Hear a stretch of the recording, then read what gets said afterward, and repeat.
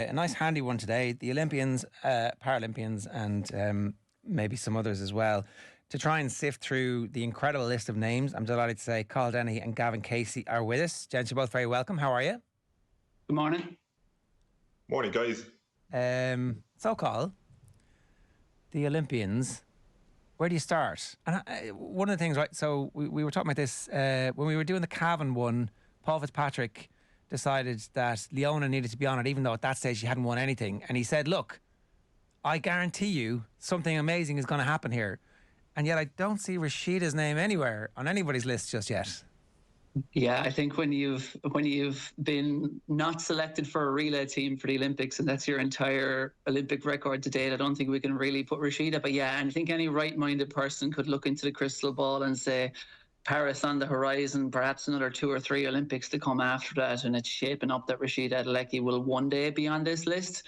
But yeah, we won't start there. I suppose we'll start with the blindingly obvious, which is Sonia O'Sullivan, who I think I can't imagine there'll be too much debate about her ended up on this Mount Rushmore.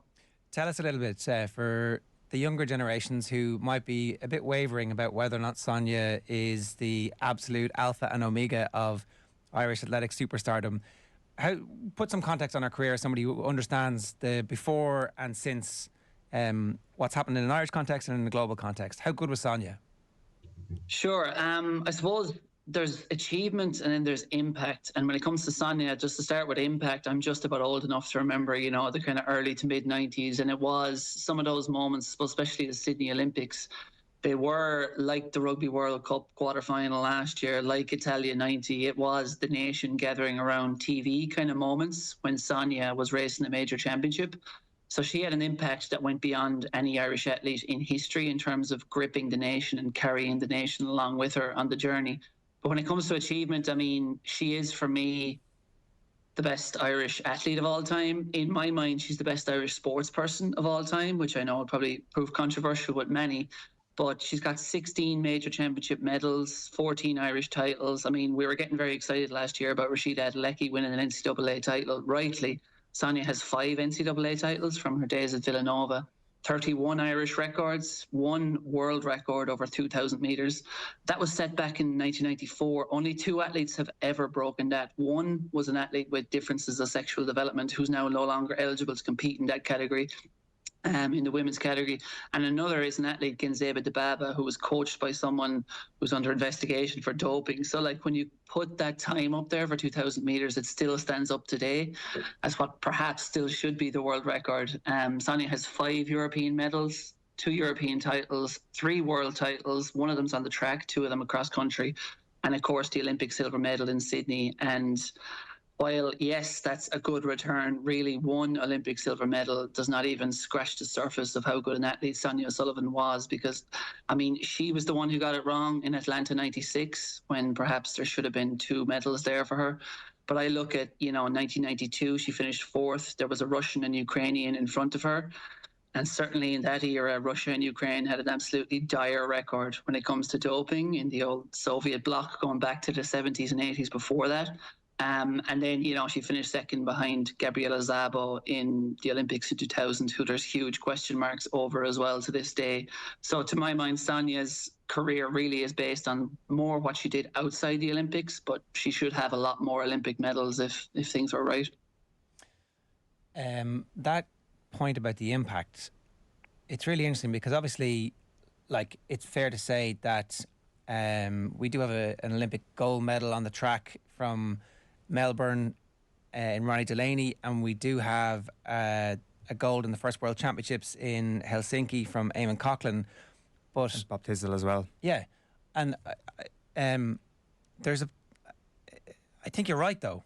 I think that like there's something about the period of time, the fact that everything was on TV. Was it the Golden League at that stage, or was it Yes. already the time? It was the Golden League. Like those were on. You'd come in on a Friday night and there'd be athletics on the telly, and Sonia would be like lining somebody up from 2 laps out, sitting on her shoulder, and then just burning her off. And you're like, whoa, this is unbelievable. It's so dramatic, and she was so spectacularly successful week after week. Yeah, she really was. And I mean, you know, and if you take 1994, that year she set the 2K world record. I mean, Sonia was fastest in the world that year, over 1500, the mile, 2000 and 3000.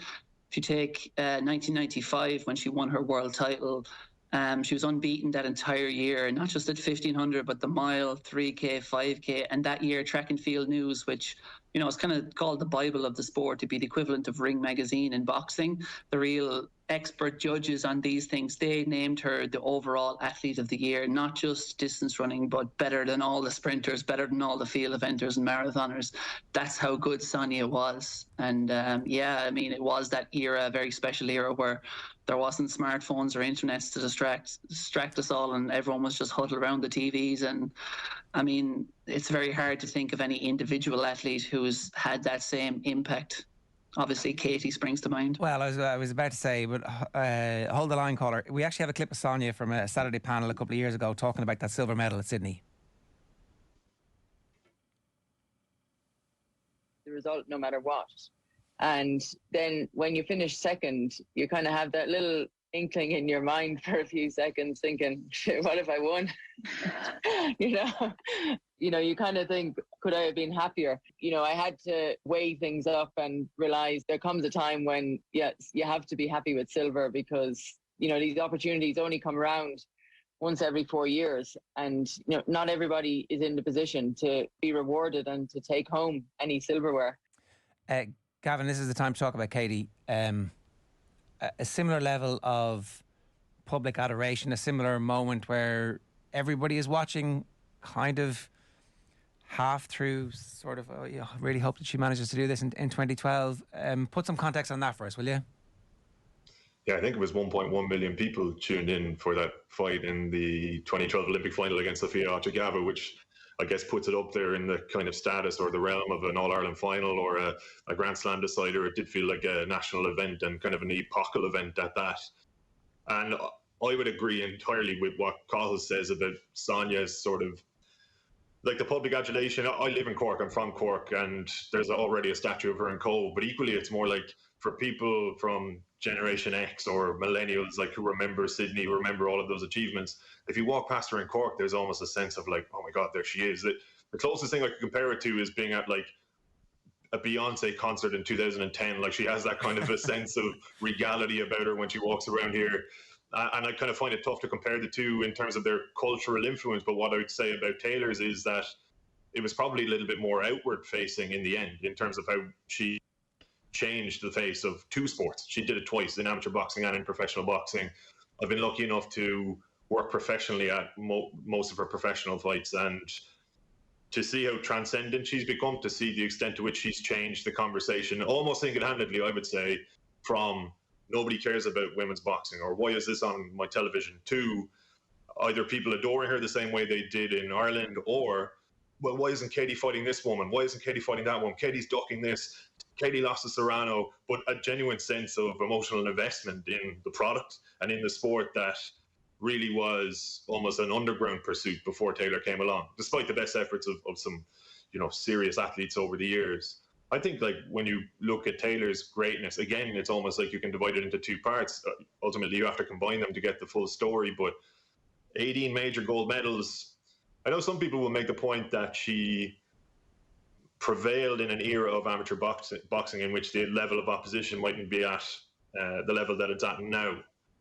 But I don't really know if you can make that case. Maybe from around 2005, when she first won her first European Championships, to 2009, 2010. But around that time, then you start to see Russia, China, these countries that pumped massive investment into women's boxing, that coming to fruition, that's starting to pay dividends for them. And that's why that 2012 final against Ochagava from Russia, for example, was such a tight fight, because Ochagava was a hell of a fighter. Katie beat a lot of really, really good fighters, particularly towards the end of her amateur career.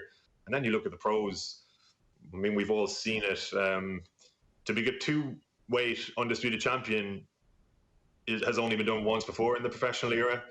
I think, again, it's more about that cultural impact. The way she's managed to become a poster woman in a male sport, ostensibly, and the way that she has, it's a bit of a cliche, but really changed the game and done pretty well for herself as well along the way. I think a lot of people would have had concerns when Taylor turned professional. Oh, you're entering this murky, seedy world where people will take advantage of you. I mean, she's ultimately coming out of it laughing. Cathal, you make the point that Sonia could be considered to be Ireland's greatest ever sports person. Gavin, would you go the same direction with Katie? I would, because of that that degree to which she's become transcendent in, like, obviously athletics is a global sport as well, but I guess the degree to which Taylor has become transcendent in, say, the UK and in America. I'm not sure if an Irish sports person has ever had such an impact on their sport outside of this island, outside of this country. And as I say, I've been lucky enough to sort of see that development firsthand, even going back to Madison Square Garden in 2019 against Delphine Pursoon for that first undisputed fight. Like, she was third last on that card. Anthony Joshua was fighting Andy Ruiz in the headliner. But for Taylor's fight in New York, in a 20,000-seater arena, you had like 14,000 people there already. They wanted to see that fight. And then you fast forward 3 years to that Serrano fight, first ever women to headline at Madison Square Garden in a boxing context. And, packed to the rafters, probably the best sporting atmosphere I've ever experienced, up there with Cardiff in 2006 and 2008 with my dad as a Munster fan. Like, it was different kind of atmosphere, but that level of just insanity, really. And yeah, I'm not going to argue too strongly against Cathal, certainly not as a Sonia super fan and Cork man, but I do think those two are the two that you could make that case for. I think it's an underrated part of both of their stories and the arc of both of their careers as well, is that there are massive, massive setbacks and that they recover from those, and that the whole country gets a share in the recovery. It's like it is a totally emotional thing where somebody throws off the shackles of what they would have seen themselves as disappointment and defeat. And so Taylor's comeback and Sonia Sullivan's comeback are two really incredibly important things. And I don't think anybody has any issues with either of these. They're both going to be, I think, on the final. And I'm not leading the witness here, Kathleen, tomorrow, but I definitely am. Kelly Harrington is next. And Kelly Harrington's story is not finished. She won gold in 2020. And you'd have to say, Cathal, it looks like she's going to do it again. Yeah, I mean, I'll defer to Gavin here on the boxing, but I mean, she certainly looks like, talking to the people who know boxing much better than me, that she is the athlete to beat in that lightweight category. And yeah, I mean, Ireland has only, is it 7 gold medals from the Olympics out of our 35 medals. Only 3 of those were won by women, in terms of Michelle Smith, and then Katie Taylor and Kelly Harrington. And for obvious reasons, I don't think Michelle Smith or Michelle De Bruyne is going to be on too many people's lists here. But I think if you look at Katie and Kelly, and we do have only 2 other individual Olympic champions, for me, she has to be on the list. But I'll let Gavin contextualise her brilliance better. Yeah, go on, Gavin. Sorry, were you shaking your head like, don't be penciling her in just yet? Don't put pressure on her. What's your expectations for her in Paris? I think she'll bear the pressure pretty well. I just think it's a pretty stacked field. And you have Beatriz Ferreira back in there again, for example. She's actually been tearing it up in the pros, but with the way the rules changed in 2016, professional athletes are allowed to enter the Olympics, and you never know, you could have a repeat of that final, which was a pretty close final. Now, I would back Harrington to beat Ferreira. I'd back her to beat really anyone in the field, but at the same time, she's 34 years of age. As much as she looks after herself to an unbelievable degree, she is effectively a professional athlete and has been for a long time in terms of her nutrition, etc. I've seen fighters grow old between rounds, famously, as Mickey Ward once put it in the trilogy fight with Arturo Gatti. And as much as I wouldn't anticipate that would happen with Kelly Harrington, I think there are a couple of caveats before we crown her as Ireland's first back-to-back Olympic gold medalist since Pat O'Callaghan, wouldn't it be? So that would probably seal her place on this if you came back to it in 18 months' time or whatever. What I would say about Harrington's tenure as effectively world number 1 over the last 5-6 years is that, in general, she probably has fought a better level of opposition than Taylor. There really aren't too many weak links in the top 10, 15, 20 in the women's lightweight category now. She's beaten every type of fighter. Where Harrington would differ from Taylor, for me, as a boxer, is that she's absolutely universal. She can beat any style of fighter. She can almost adopt any style herself in order to get the job done. And if you think back to even the Olympic qualifiers for Tokyo, she beat a woman, say, Maïva Hamadouche from France, who was a professional world champion, knockout artist, unbelievable gas tank, a buzzsaw of a fighter. And Kelly just diffused her, dismantled her, and ultimately destructed her. And she did similarly with a a brilliant professional, Estelle Mosley, who succeeded Katie Taylor as Olympic champion in 2016, beat her 5-0 unanimous decision. It's basically like any challenge you put in front of her. She might take 30 seconds to a minute, and then she picks the lock. Eventually, she figures it out. I think there's actually a case to be made that she might be a slightly better boxer than Katie Taylor ever was as an amateur. That would be probably controversial in boxing circles. She doesn't have the medal tally or the longevity that Taylor has, largely because Taylor had it. And Harrington was forced to wait in the wings in a sense. But I would say those medals that she has won, world gold, her European golds, and that gold in Tokyo, again, when the weight of a nation was on her shoulders, things might have changed ever so slightly in people's minds since then, with the interview she did on this very channel. But at that time, you're talking about a national darling and somebody who was going in with a nation expectant that she would replicate what Taylor did 8 years prior. And she handled it unbelievably well.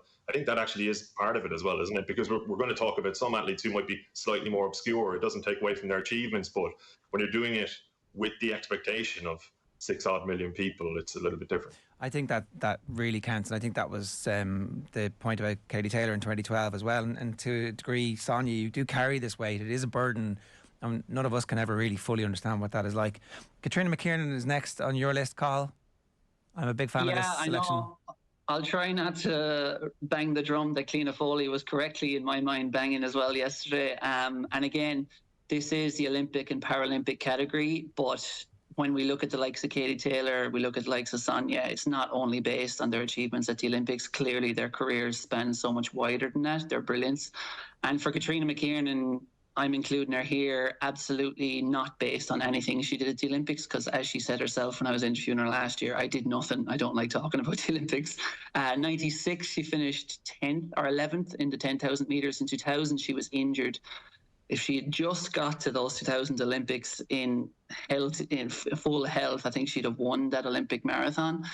And again, there's a point made yesterday by yourself, Ger, in terms of the global nature of athletics, and especially, you know, I think athletics people can sometimes be very proud and shout that from the rooftops. Oh, we're so global, you know, like football, like boxing. Shout about how it is the most global sports, but there is such variance within that, you know, in terms of like the pole vault is not global, race walking is not global. So it is objectively more difficult to rise to the top of the world in certain events like the 100 metres, like the 1500 metres. And another of those is undoubtedly the marathon, which also has that kind of mass participation element. Well over 1 million people across the world run marathons every year. And if you go back 60 years it is now, to 1998, Ireland had the world's best marathoner. Hands down, objectively, Katrina McKiernan was untouchable that year. She won fastest ever debut at the Berlin Marathon, ran 2:23.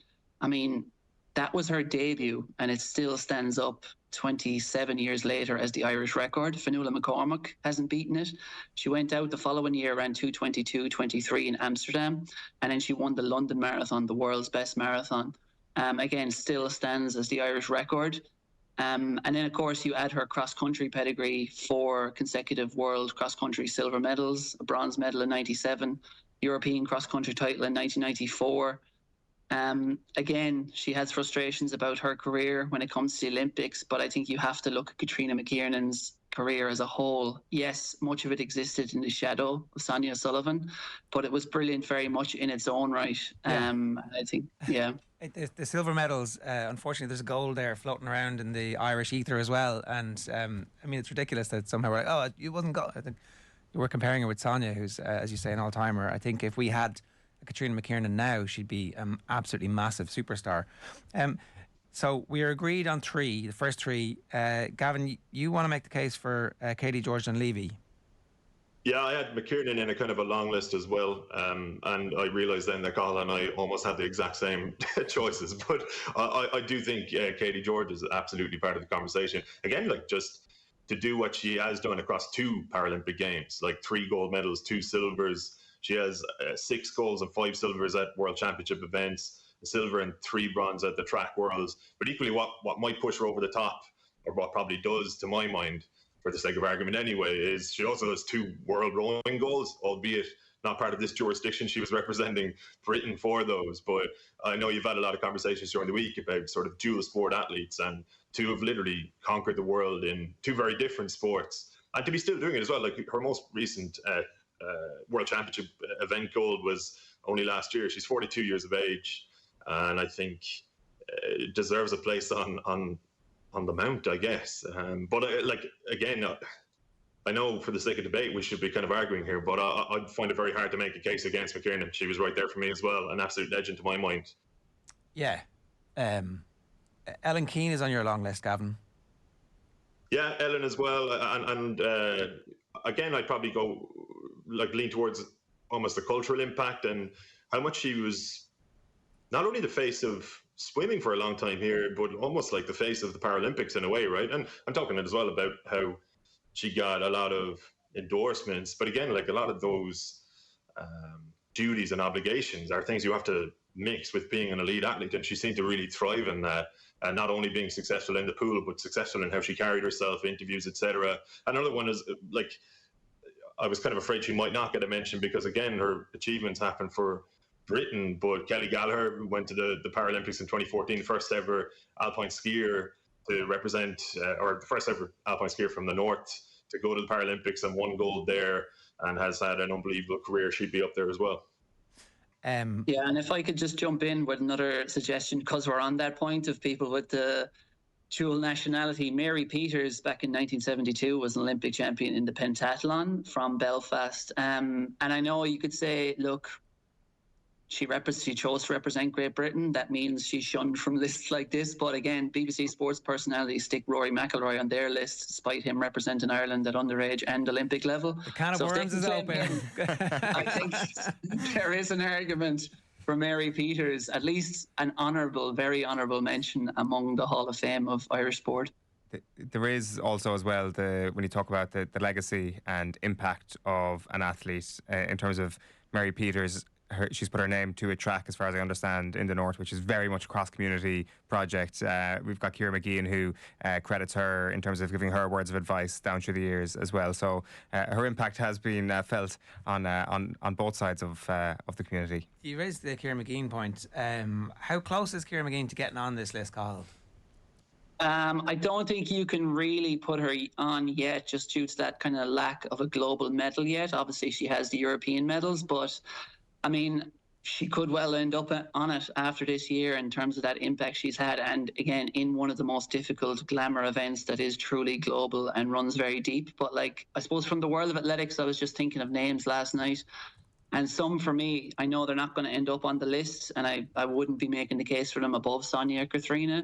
But Derval O'Rourke, world indoor gold, 2 European silvers, 2 European indoor bronze medals, 4th in the World Championships, and one of the athletes ahead of her, Delarine Ennis London, was implicated in a doping scandal, getting things sent to her house. So for me, in my mind, Derval really should be and is a World Championship medalist. And again, one of her European silvers, she was beaten by a Turkish athlete who later tested positive. Derval should also be a European champion, along with a world indoor champion.